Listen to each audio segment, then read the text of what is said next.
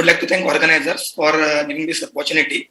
So I think Ashish sir has made my job very easy because he has covered most of the points which I would like to discuss in this presentation. So in this abstract, I will present data regarding TPX0131, which is the next generation macrocyclic ALK inhibitor that overcome ALK resistant mutations refractory to current approved ALK inhibitors. Next slide. So as we all know, ALK positive lung cancer account for around 3 to 7% of all lung cancer, commonly seen in young adenocarcinoma histology patient without history of smoking. Next slide.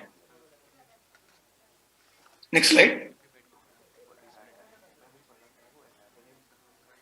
So as Ashish already told, we have almost different types of generation of ALK inhibitor already developed in last 10 years, starting with crizotinib 2011, and then second generation ALK inhibitor, and now we have third generation followed by even ensartinib coming in. So we have multiple drugs now available, and now we are trying to sequence all this therapy so that we could improve the overall survival of our patients. Next slide.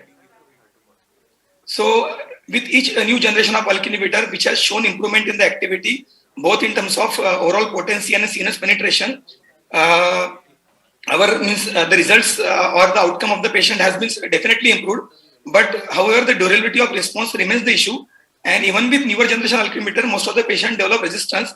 And next means if the patient already progressed on 2 or 3 lines ALK inhibitor, only option remains with this chemotherapy. Next slide. So this is a slide we can see here the landscape of different mutations. I think this has also been already covered by Sudeep. So I will show here just 2-3 points. So with you can see in this pie diagram with second generation ALK inhibitor, most common resistant mutation is G1202R, that is a solvent front mutation. But if you see the lorlatinib data, here we will see majority of the patient develop compound mutation. So now what is the compound mutation? When there is a mutation in ALK kinase domain, more than one, if there are 2 or 3 different kinds of mutation in ALK kinase domain, so that we call it as a compound mutation. So with this compound mutation, currently all the available ALK inhibitors are refractory. So we cannot treat whatever if the ALK means compound mutation is present in a patient, our currently available ALK inhibitors would not be affecting this patient. And in such cases, we generally move to the chemotherapy for further lines of therapy. Next slide. So how here you can see clearly, whenever we treat patients with different generation of ALK inhibitor, like first line, first generation, second generation, followed by third generation, or even sometimes we sequence with different lines of therapy and then lorlatinib. So in such cases, you can see generally most of the patients develop double mutation rather than single. So that is called as compound mutation, presence of 2 or more mutation. And if a patient develops such double mutation, ALK inhibitors would not be affecting this group of patients. Next slide. So among these different mutations, G1202 are solvent front mutation and compound mutation, there are no effective therapies. Actually, for G1202R mutation, lorlatinib has shown efficacy, but with only moderate IC50 values in cell-based assay. And for compound mutation, currently there is no therapy. Even lorlatinib is refractory for this patient. Next slide.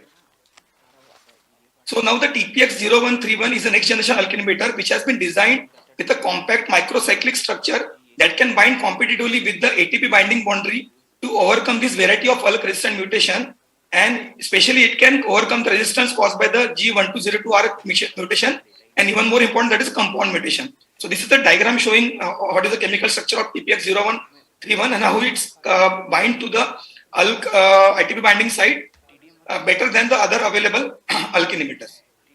So it has been already studied in biochemical, cellular, and even cellular means general of models, that is animal studies. So in biochemical assay, TPX0131 has shown potent activity with the IC50 value of less than 10 with against the wild type ALK and even 26 different ALK mutations.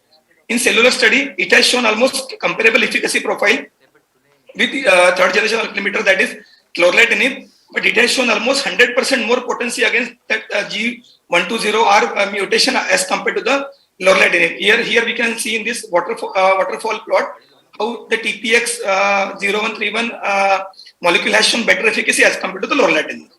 Next slide.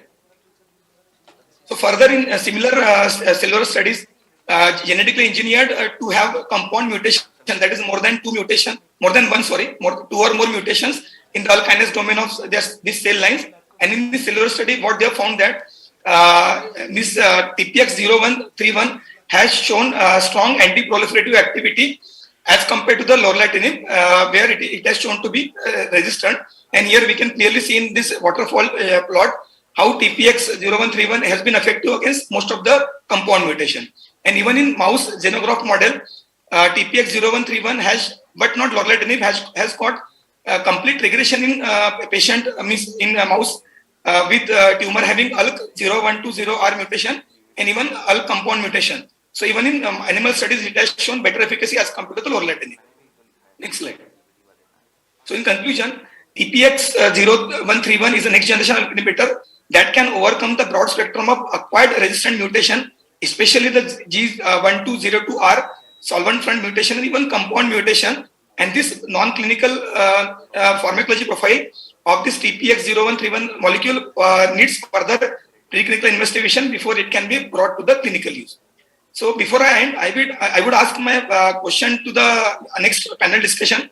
So now we are not doing NGS routinely in our patients. So whether we should do NGS at baseline and even at the time of progression to see what different kind of mutation our positive patient have, so that we can better sequence the therapy, that is first, second and third line, rather than using it blindly. Next slide. Thank you. Thank you, Dr. Samir. Now we'll